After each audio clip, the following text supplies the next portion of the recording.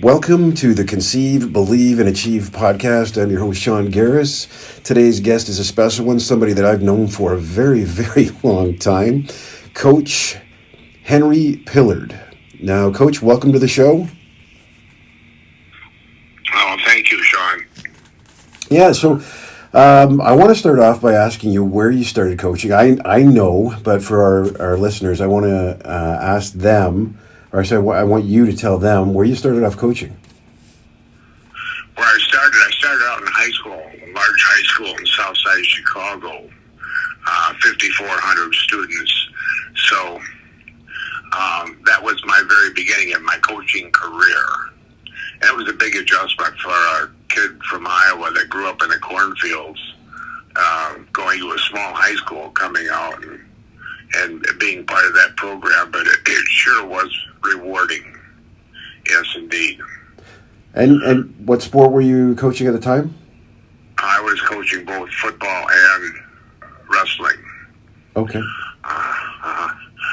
Yeah. They're both uniquely different, comparable in some respects as far as the technique and the leverage and the balance and so on. I've always said that a good wrestler could be a very good football player if the coaches used him right. Yeah. Yeah, and which... Go ahead. Was the beginning of my career. Yeah. And which sport you started with both at the same time? Yes, at the same time. I could have gone either way. Mm-hmm. But the predisposing factor for me selecting wrestling was the individuals, the personality of the athlete, and all the attributes that it takes to be a successful wrestler were the attributes that I admired. And I just saw that in great abundance with the wrestlers that I was affiliated with, and just no other sport compares. There just isn't another sport that compares as a team, and individually and as a team. Yeah, I would guess that it's more personal, like you said. You're getting to know each wrestler individually. It would be hard, I guess, with getting to know each athlete on a football team individually, because they kind of break off into practice, I guess, and separate into specialized skills. Yeah. It's a real challenge to get each individual to realize their potential. Mm-hmm. Potential that they didn't even think of, as if they wanted to develop it. And you never, ever can, really predict how an individual is going to turn out. Some of the kids that I didn't think would ever develop really turned out to be strong and, champions and also great character individuals for the rest of their life. Yeah.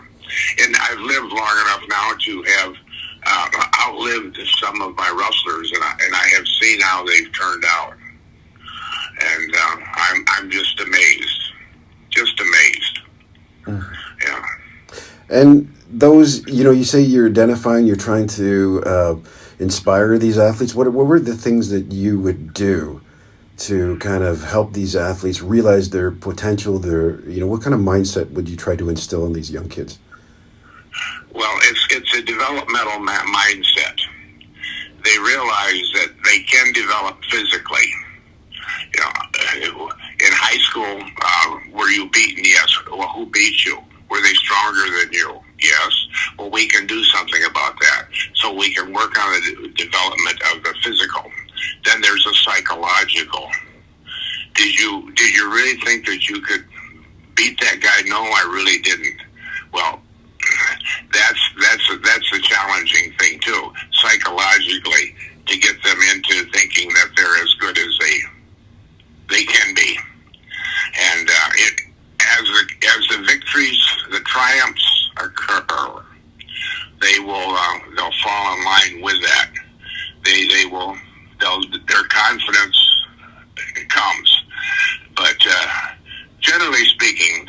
average human being think that they really aren't that much. I think you couldn't argue that. And, but sports brings the success mind element out of them. And then there's the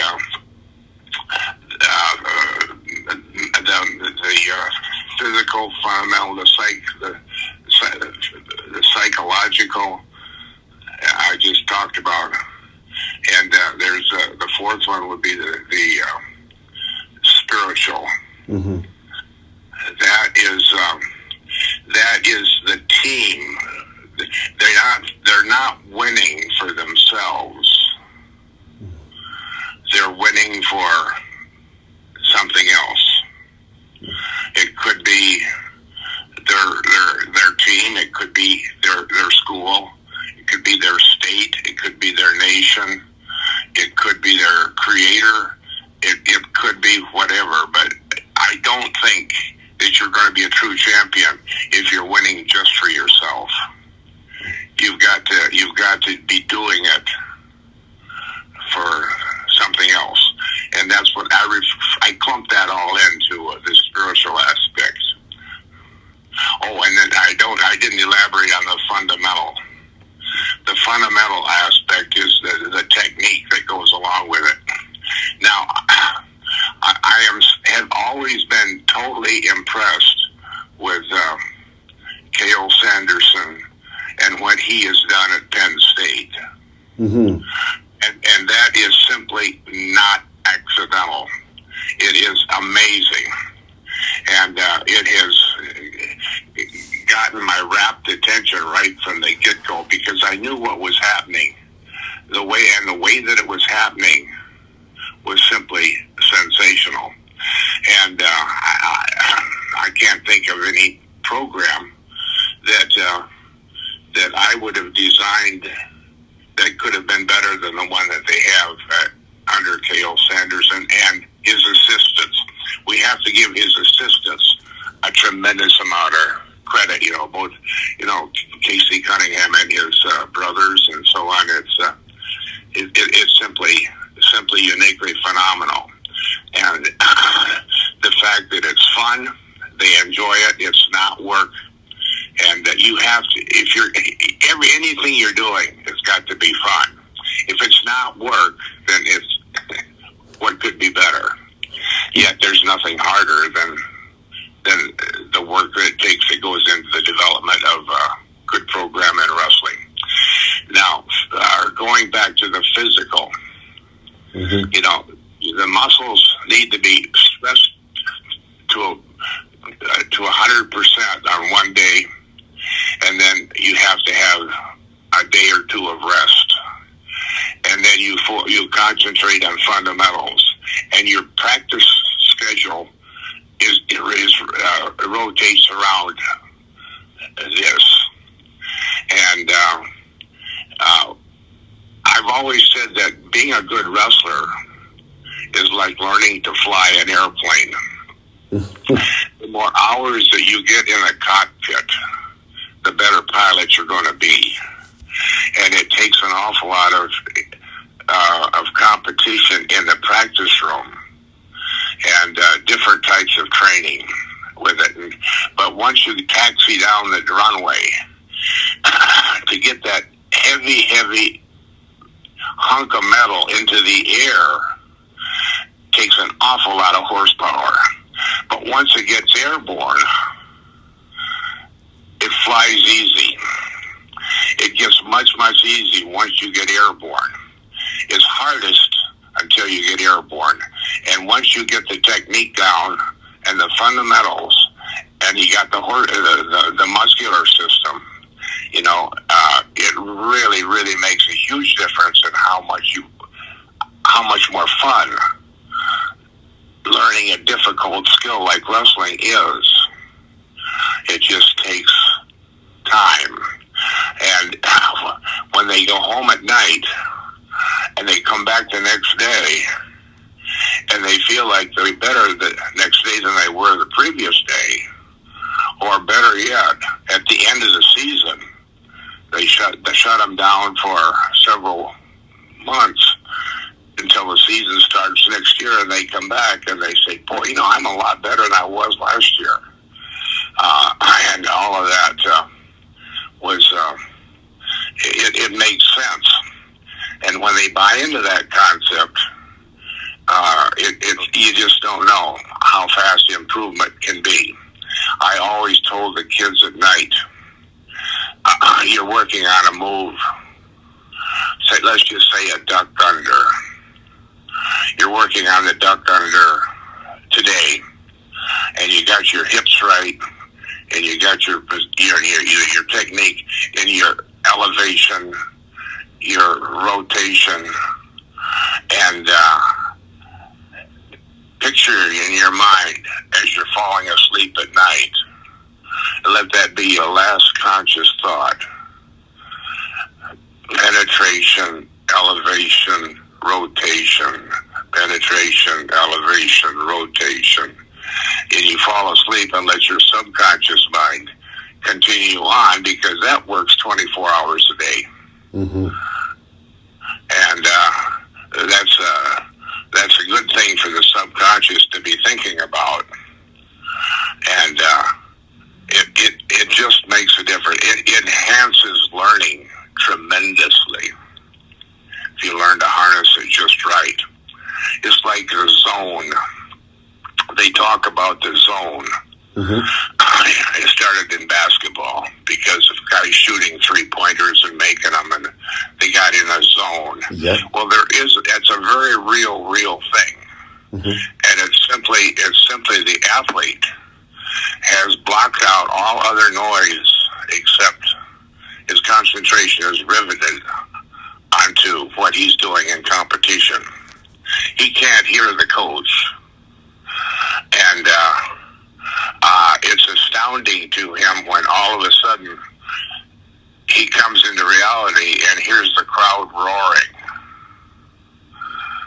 And it's rather startling when you have mastered of getting in a zone to that degree. But that zone is there for you to get into, and it's you're working at maximum capacity when you get into your zone, and it's something to shoot for. But it's seeing the athletes develop this and talk about it is rewarding as heck as a coach, and they appreciate it. But what is, in my case, what has really astounded me, many of some of the advanced wrestlers that I thought were just going to fly off into the sunset when they left and you never hear from again, are ultimately the ones that come back years and years later after they've had a chance to really focus into the world, the real world, and so on. And they realize how much wrestling has meant to them, mm-hmm. and how much the instruction that they went through, how important that was. Mm-hmm. But it takes years of that, because life is long. It's if you're lucky, and it's very, very complex. Mm-hmm. And but there are certain things that you can keep in your mind that you never ever forget that are meaningful for you. In my case, I can lay there at night when I'm ready to fall asleep, and I think of the humorous things that have happened. Yep. And then I start to giggle and I start to snicker. And then the next thing you know, occasionally a belly laugh. And I'm thinking of the endorphins that are released in a chemical system of the body. Mm-hmm. And whatever that is, it's got to be beneficial. Mm-hmm. And it sure does make for a good night's rest. Yeah.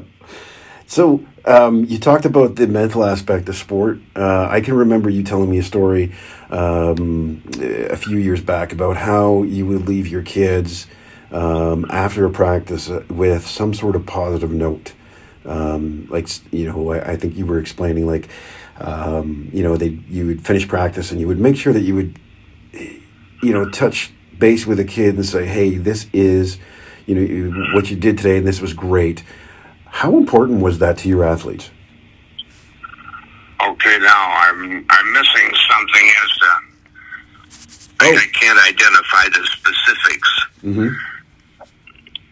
Maybe you can clarify that a little bit more for me. Well, we went back. You were talking about the mental aspect of sport, and I was just thinking that how important is that to these young kids? Like for a coach to come to them after practice and say, "Hey, you know what? You did well today." What does that do for their psyche? Oh, that's kind of a psychological thing. Where after practice, anytime that you can put your hand on the shoulder of a kid and say, that was great, mm-hmm. probably has more impact than you'll ever realize. Mm-hmm. Positive reinforcement is incredible. Mm-hmm. Yeah, it's, but it all starts with the mental frame of mind is, I like you. Mm-hmm. I want to see your progress. I want to see your improvement. Mm-hmm. I believe in you. I have confidence in you. I am proud to have you on the team. Mm-hmm. I'm delighted you're here. And the kids have to believe that. Mm-hmm. And they have to know that it's for real. And once they do, the good ones will never let you down. Mm-hmm. Yeah. Now, I don't believe in cutting kids. Mm-hmm. I think the kids will cut themselves. Okay.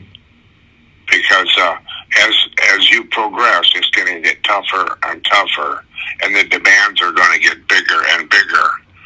And it's in a positive environment. Nobody notices. But a kid that has not got his full endeavors in the sport, there's other things that are becoming more important are going to pull him away, and then he'll just eventually cut himself. And that's sad to see, because there's an awful lot of them that have the potential. But it's their life. You don't win everything. Mm-hmm. You just have to let it go. But in my case, I've been able to follow the careers of some of those people that had the potential, mm-hmm. that decided to choose the other side, and their lives invariably were a lot more rocky, mm-hmm. and not nearly as satisfying as those that stuck with it, competed it to the very end to the best of their ability, and then continued to follow and appreciate the sport as it is. Mm-hmm. The evolution of wrestling is just simply tremendous since the 1950s. Mm-hmm. So in the last 70 years, wrestling has progressed as much as basketball. Mm-hmm. Yeah, technique-wise. Now, with you're talking about these kids that aren't able to grasp onto, I guess, or stay within the sport because other things are pulling at them, in their lives. And you're saying the kids that stick with it tend to have a better life as they progress through life. How much do you think that sports becomes a roadmap for these young kids? That's the statement I've heard from a lot of coaches. Would you think the same thing? And is there anything you do different, or would you think add to that? Actually, I can't think of anything that I choose to do differently. Mm-hmm. But I just think that if you stick with it, mm-hmm. don't quit. Mm-hmm. If you stay with it, it's going to be a very plus factor in your life as you go through life and you think back of your fondest memories. Mm-hmm. But and then you have the I guess that positive reinforcements from every victory and every success. When you don't quit, what it ends up, I think, transferring to your regular life. Maybe when you graduate, get into the workforce, you become this individual who has this tenacity for commitment to detail, or to your dedication to whatever is in front of you. Yeah, I know that. I know that it's normal for kids to go through the years, and they come back and tell you later on, you know what? I wished I would have put more effort into what I did. I could have done better if I would have really tried harder. Mm-hmm. That is not uncommon. Well, they realize it later. Yeah, I can tell you. I remember, and I'll just use a story from my past, being at our Olympic trials in 2008 and losing in the finals, and then later on watching the person that took my spot on the Olympic team, watching him and going, kind of shaking my head and saying, if I would have trained harder, I would be in his position. Obviously, that individual out-trained me, but it was so close, and I think that kind of goes to what you're saying, is that it is common. Yeah, there are going to be certain ways that certain things you do that you do very well, and you want to work on those and get better and better at that particular type of move and skill. Mm-hmm. Because when you get at the Olympic and world-class level, you're going to find that most of the wrestlers, the gold medalists, will have one or two gold medal moves, blue chip moves, mm-hmm. that if they catch you with that move, you're going to give up points. Mm-hmm. And now you have to try to prevent that from occurring. Mm-hmm. But they know wrestling inside and out. Yep. But they have specialized and become total experts on one or two moves. Rarely three, but at least two that are just killers. Mm-hmm. Be it a head and heel pick. Mm-hmm. Something like that. That is just, they just absolutely know. Their instinct, your instinct outthinks your brain. If it's there and your instinct, you'll go. Mm-hmm. You follow your instinct and go. Your brain is slower than your instinct, your muscle memory. So this wrestling is a muscle memory sport. Mm-hmm. And that means you drill. Mm-hmm. Muscle memory. And you can develop it more and more just with play wrestling in the practice room for warm-ups, mm-hmm. and so on. And I think that you can get it, but that's where you got to get the intellectual part. Mm-hmm. The coach has got to emphasize that this is what they got to realize. Think about when they're doing what we're doing, mm-hmm. what's happening, and this is why we're doing it. Mm-hmm. We're not just doing it for physical conditioning. Mm-hmm. This is the benefits. These things are occurring while you're doing this, Mm-hmm. But yeah, you develop that muscle memory, and you are well on your way. Mm-hmm. Yeah. It's like me throwing a baseball or a stick at you, and you duck to get out of the way. Mm-hmm. You didn't. Your brain didn't say, "Oh, here's coming something bad. I got to get out of the way." You just instinctively did it. Mm-hmm. You got out of the way, or something like that happens. Yeah, mm-hmm. yeah. But that's so critical in wrestling because it's such a fast sport. Mm-hmm. And then the second move, the counter move, mm-hmm. so on. If you don't think defense, you're thinking offense all the time. Mm-hmm. Keep your mind offensively. He's open somewhere. That's what I'm going after, Yeah. I'm not going to give up and let him have his points and start over. And be offensive oriented. Mm-hmm. One of the great things I like about wrestling is in the practice room, you practice facing adversity. You put another fella in front of you, and if you're smart, you put that the toughest kid in the room in front of you, and you use that to your advantage because there's your adversity, and you have to look and find the ways to improve yourself, to challenge yourself, so that you can overcome those things, like you said, with counters and the secondary movements and stuff like that. So your partner in the practice room can predict your success. Yeah, this is right. And coaches, the older they get, the riper they get, and the more sound they get in their thinking and their logic and so on. Russia has been that way for many generations, and they kind of led the world in wrestling after World War II, and we did all we could to learn why it was that the Russians were so dominant and so on, but they were just more scientific.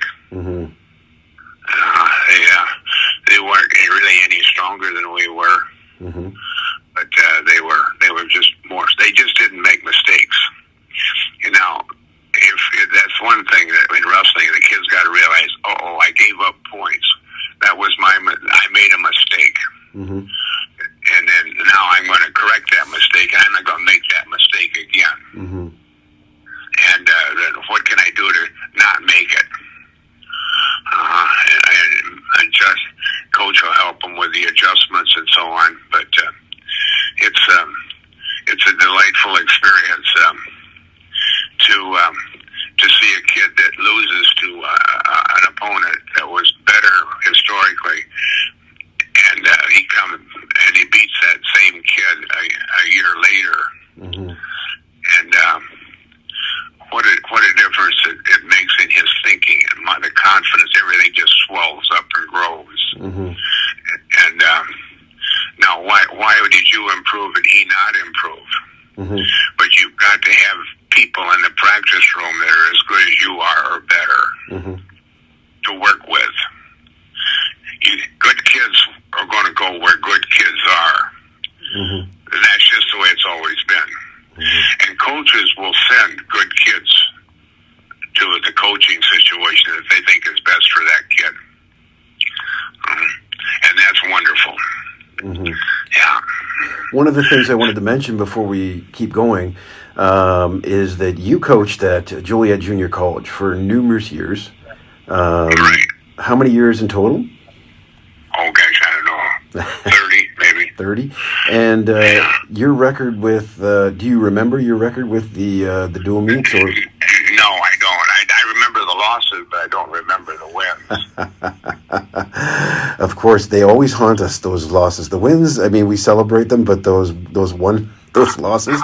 Yeah, that's my mantra. Yeah.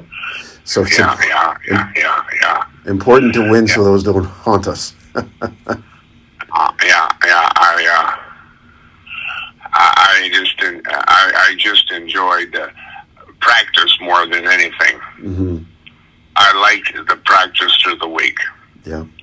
In the room, and I like the kids when you say, "Okay, whistle, time is up, practice is over." Them saying, "Already? Already? Yeah, it's been 2 hours." Now, I never had the kids for more than 2 hours a day. Some coaches in the big time have them 2 hours in the morning and 2 hours in the afternoon, and who knows, sometimes in the evening. But I never had that privilege. But I always tried to get as much done in 2 hours as most of them did in 4 hours. I tried to schedule accordingly the type of drills and so on that I used, and try to accomplish two things at the same time. Yeah. If you're conditioning carrying somebody around the mat, in a wrestling position. So you yourself are getting your cardiovascular system, muscular system a heck of a go, and then you're developing the sensitivities and so on. You need to control them in that particular position, be it a fireman's carry or a duck under, or something like that. But always, so you're learning two things at the same time. Yeah, I'm a great believer in that, trying to get two things done at the same time. I believe clock competition is better than repetition. In other words, if we're going to do push-ups for 15 seconds, it beats doing, instead of 15 push-ups. No, we want 15 seconds, full speed. I want the good kids going at a faster rate because they're better than the slower kids that physically aren't developed. Why slow down the good kid and he's not going to get near the benefit as the poorer kid is. So he's going to be challenged to his limits. Everybody's being challenged when you go with clock competition. You know, running. Hey, we want you to run this 40-yard dash now in 6 seconds. Oh, no, you don't do that. You just blow the whistle and everybody goes as fast as they can. And that's the name of that tune. Clock competition. I think it's wonderful. For conditioning, for fundamentals, and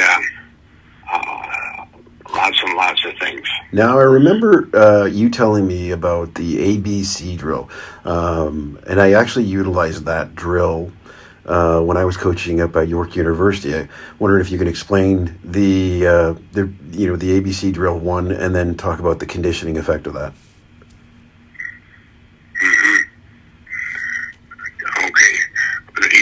What was the drill? Oh, it was you had one person in the middle, and then that was A, and then the other two are B, and then you would have the one person go in the, stay in the middle, and A and B would take a round out of them each, and then you would force B to go in the middle, and then A and C would have their go at B. I don't know if you remember that drill. I think it was you that told me about that.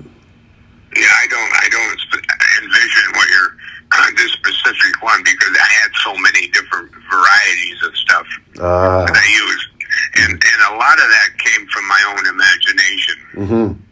It wasn't out of a book or from a clinic and so on. In fact, I think that's one of the things that my former students, as they went out and they became coaches on their own, they went from me to a 4-year coach, and were around other coaches in their career.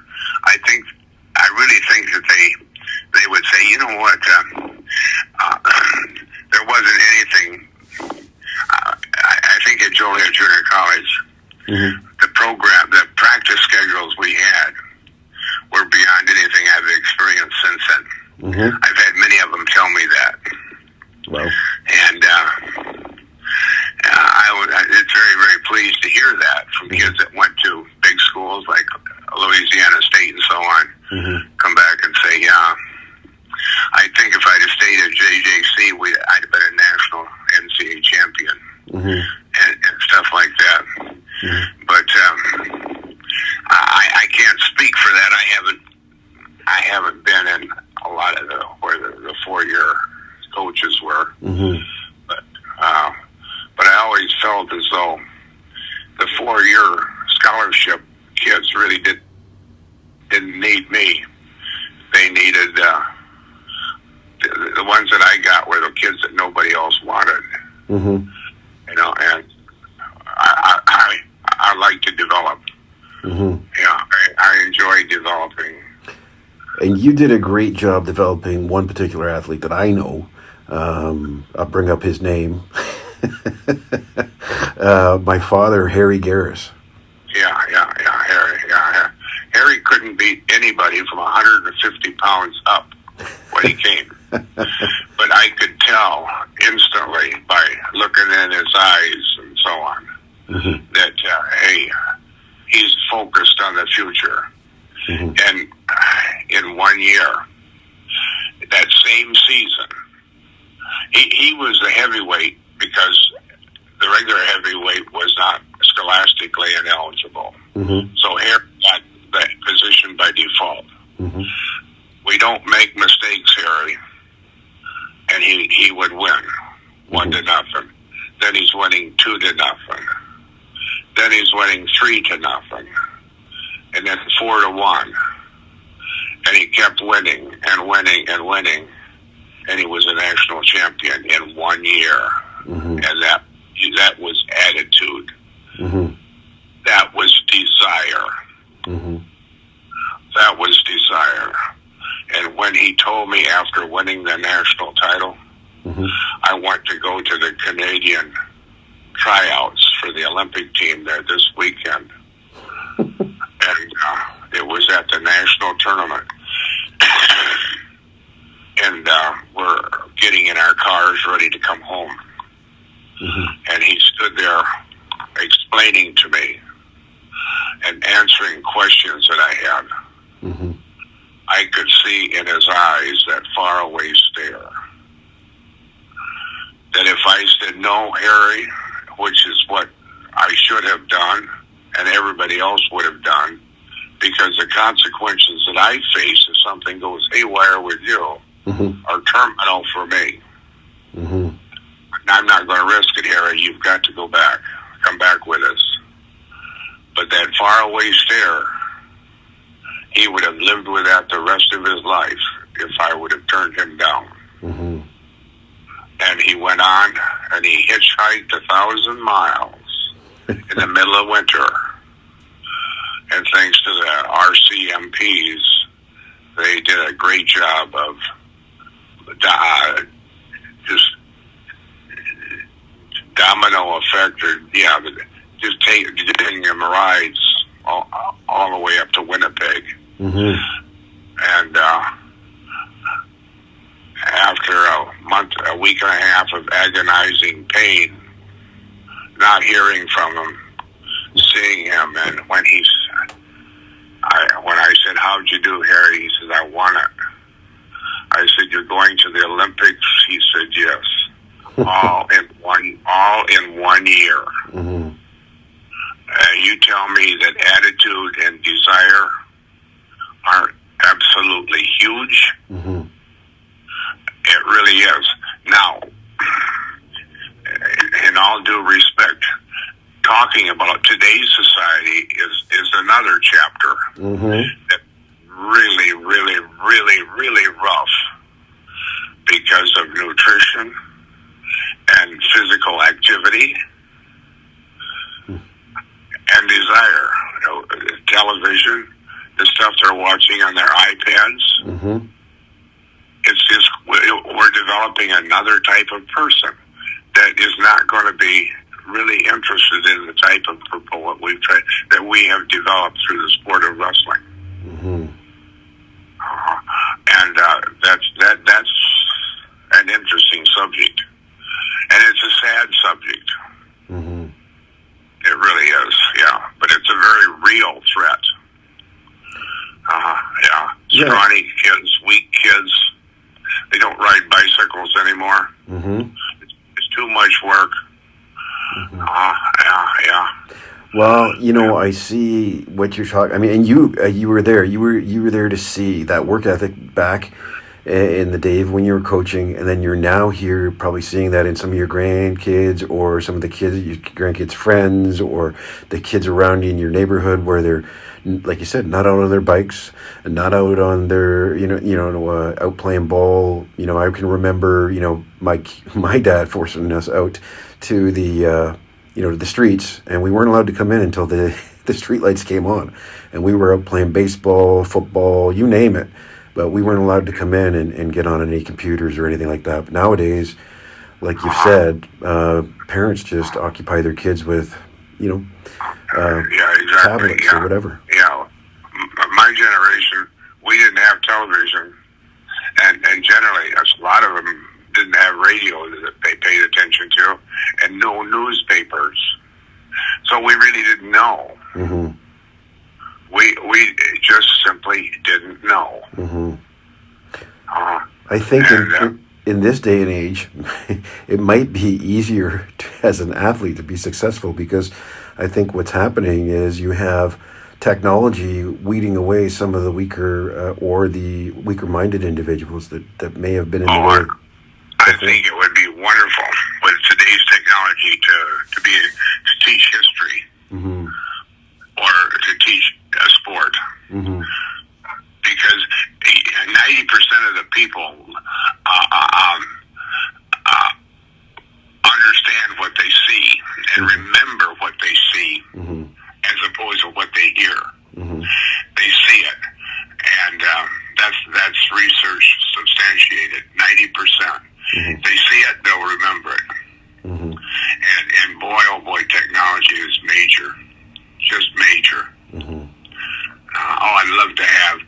I would have a classroom situation if I had my own wrestling room. Mm-hmm. It would be a classroom, not we wouldn't call it a wrestling room. Mm-hmm. This is where we learn wrestling in this particular classroom, and it would be a tremendous emphasis on watching and discussing, mm-hmm. and doing all the things that we've discussed today. Mm-hmm. Yeah. I mean, technology has made it easier, I guess, sometimes as a coach, because you can go on YouTube and you can, if you're a football coach and you're not understanding some things, you can go in and you get advice from the pro. You can go and look up what Michigan's doing. You can go look up what the San Francisco 49ers are doing, because there's all sorts of technique out there. So it can be a blessing and a pain in the arse at times too for our athletes. Well, one of the flaws in coaching, as I determined as a coach, mm-hmm. coaches are the type of people that follow mm-hmm. a predecessor. Okay. They do as they were taught. Yes. And if they weren't taught right, mm-hmm. they still continue to teach it. And they don't. They were very, very reluctant to challenge it. Mm-hmm. I remember in football when I made the announcement that I was going to let my team go over and have a drink during practice. Mm-hmm. Oh my God, that was heresy. That was awful. It was simply terrible. Mm-hmm. You can't. You don't drink water. You got to be tough. Mm-hmm. And some kids believe that so much that when they all went over to get a drink of water at the fountain, one of them took a drink of water and threw up. Mm-hmm. He didn't think that was right. Mm-hmm. And most of the coaches didn't think so either. But I said, by damn it, I'm sticking with this. Mm-hmm. And just keeping kids hydrated. Mm-hmm. As simple as that sounds, and as logical as it sounds, mm-hmm. hasn't always been. Yeah, coaching has changed a lot. Mm-hmm. And I applaud the coaches that are progressive. Mm-hmm. Mm-hmm. Yeah. Yeah, it's a tough sport, and I tell you what, it's one that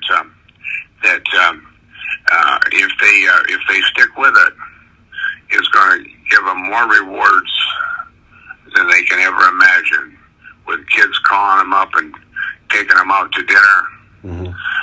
and inviting them to banquets and going to Hall of Fame inductions. Two of my former wrestlers are being inducted into the Lifetime Hall of Fame with mm-hmm. Stillwater, Oklahoma. Mm-hmm. This month. Okay. You know, two of them from the same school. And what are their names?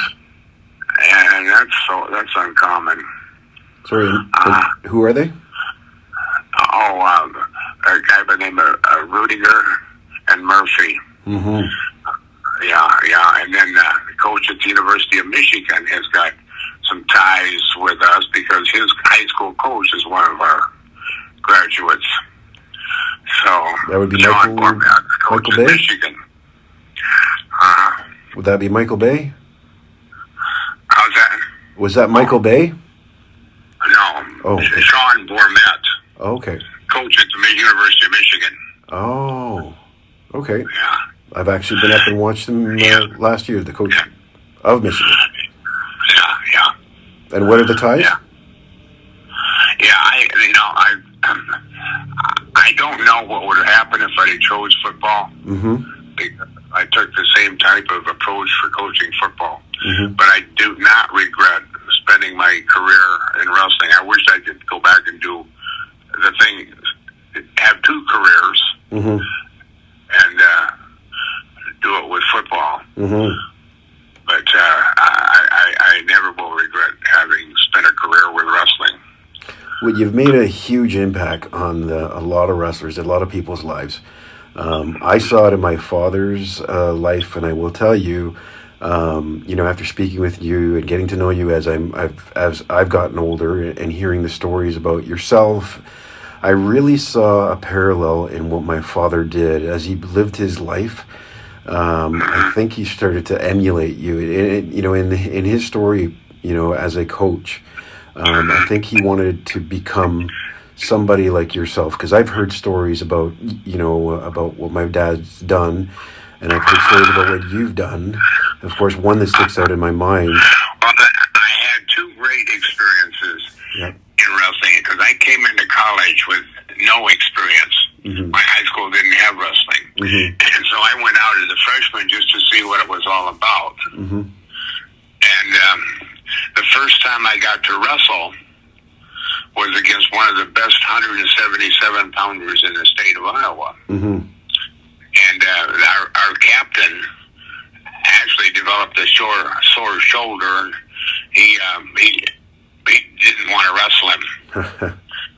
And so the coach had me suit up, and I was happy. I'm on I've got a uniform on. I'm representing the college. Mm-hmm. I was happy to do it, and I went out and bingo, he hit me with a takedown, and I'm down on the mat and thinking, well, I'm already 2 points down. I don't want to get embarrassed. Mm-hmm. And the next thing you know, one of the first moves I had been introduced to was a side roll, Mm-hmm. and I caught his elbow and Mm-hmm. put on the side roll and put him on his back, and then 2 minutes later he was pinned. Nice. And I was a inexperienced freshman. Mm-hmm. And man, that was a huge impact on me. And I said, hey, I like this sport. Mm-hmm. And the second time, the score was, we were 4 points ahead. Mm-hmm. And the team, it was a heavyweight. Yep. The coach had me suit up just as an alternate. Mm-hmm. And they had the best heavyweight in the state of Iowa in 1951. Mm-hmm. Lamar Lundy. He was 6'4", 240 pounds, 33 years old, and a Paul Bunyan. Oh, yeah. And he was undefeated. And the coach knew that our heavyweight would get pinned right away. Mm-hmm. So he asked me to go out and wrestle the heavyweight. My second match that I ever had in college. Mm-hmm. And for 9 minutes, he beat up on me. And he'd get me up on my side, and the crowd would start to ooh and ah, and it was a packed crowd. Mm-hmm. It was a full house. Mm-hmm. And then I would roll through, and they would applaud like heck. Mm-hmm. And that went on time and again. 9 minutes later, he won, and he got a 3-point decision. We had a 4-point lead, and we won. The school won the match, me by 1 point. Mm-hmm. Now, what happened after that may have never happened before. Mm-hmm. The crowd came out of the bleachers, Mm-hmm. and I'm still down on my stomach on the mat. Yep. They picked me up and carried me around the gymnasium. I was embarrassed. But whoever saw first, let me ask you the first question: have you ever seen a wrestler get carried off the mat? Not my time. Never.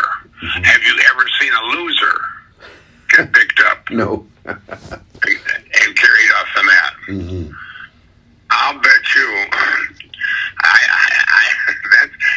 That's probably a world record there.